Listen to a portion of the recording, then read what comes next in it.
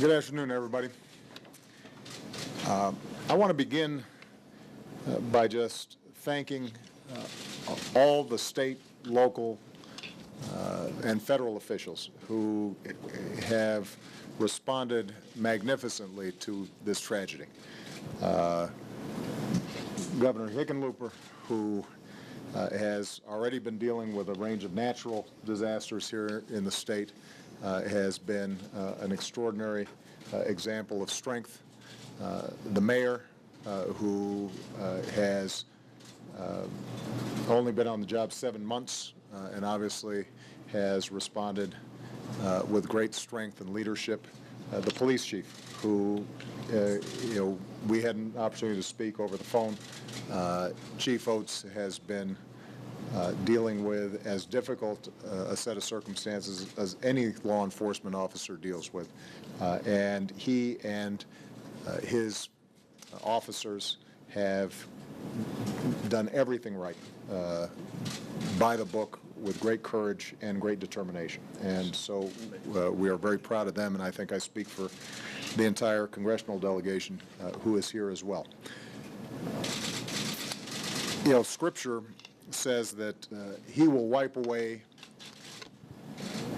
every tear from their eyes, and death shall be no more. Neither shall there be mourning, nor crying, nor pain anymore, for the former things have passed away. And when you have an opportunity to visit with families who have lost their loved ones, as I describe to them, I come to them not so much as president as I do as a father and as a husband. And I think that the reason stories like this have such an impact on us is because we can all understand what it would be to have somebody that we love taken from us in this fashion, what it would be like and how it would impact us. I had a chance to visit with each family, and most of the conversation was filled with memory. It was an opportunity for families to describe how wonderful their brother or their son or daughter was, and the lives that they had touched, and the dreams that they held for the future.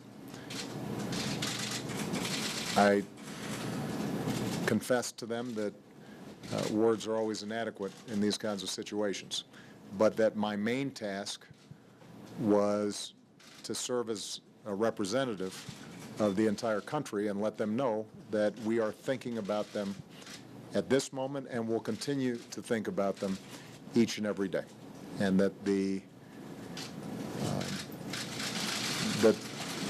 awareness that not only all of America but much of the world is thinking about them might serve as some comfort.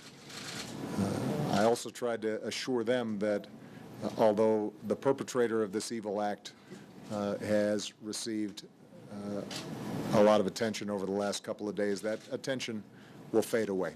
And in the end, after he has felt the full force of our justice system, what will be remembered are the good people who were impacted by this tragedy.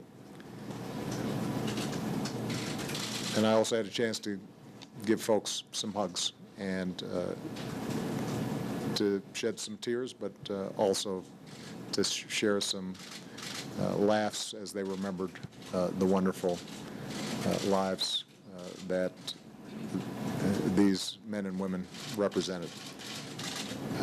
I also had a chance, fortunately, to visit some folks who are going to be okay, thanks to the extraordinary efforts of the staff at this hospital. And I just want to thank everybody who's worked tirelessly here to deal with this tragedy. Some of the stories are remarkable. You see young people who've come in and just 2 days ago or 36 hours ago or even 24 hours ago, it wasn't certain whether they'd make it. And now suddenly their eyes are open, they're alert, and they're talking. And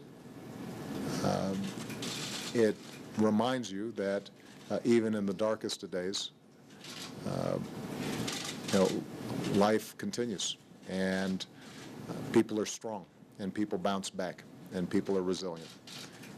And particularly given the fact that so many of the victims were young, it is a great blessing to see how rapidly they're able to recover from some pretty devastating injuries. There's one particular story I want to tell because this was the last visit that I had. And I think it's representative of everything that I saw and heard today. I had a chance just now, about 5 minutes ago, to visit with Allie Young. Allie is 19 years old. And I also had a chance to visit with Allie's best friend, Stephanie Davies, who's 21. Stephanie was actually downstairs with Allie, as well as Allie's parents, when I walked into the room. And I don't think this story has been heard.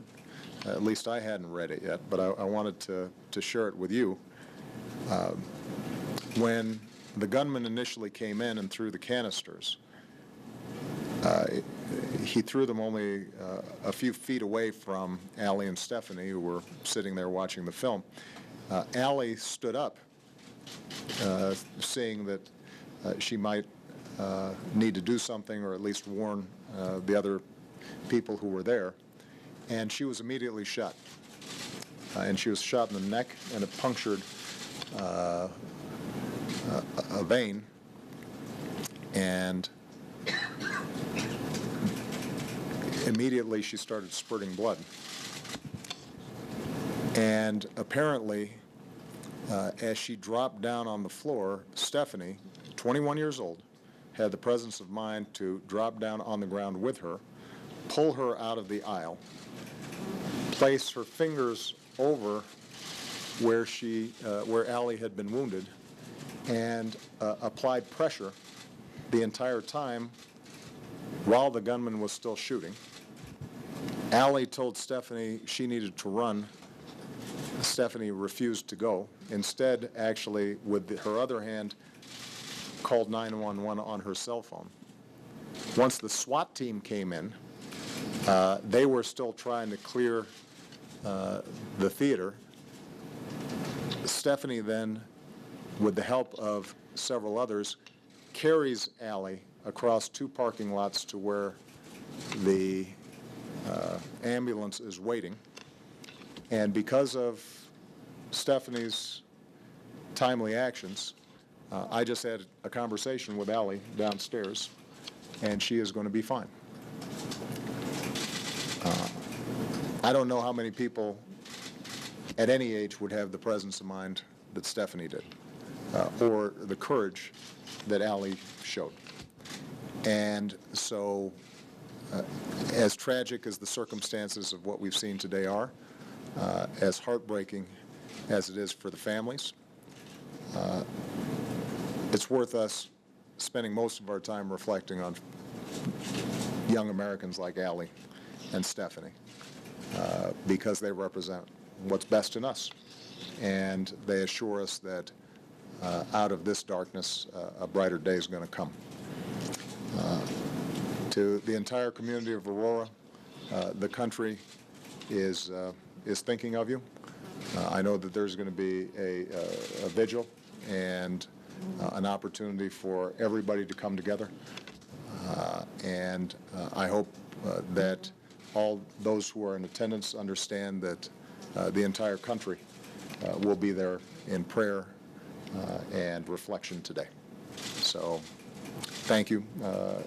God bless you. God bless all who helped to respond to this tragedy.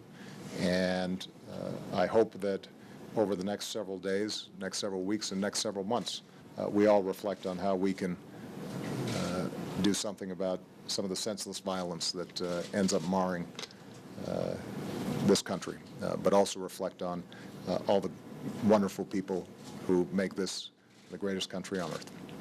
Thank you very much, everybody.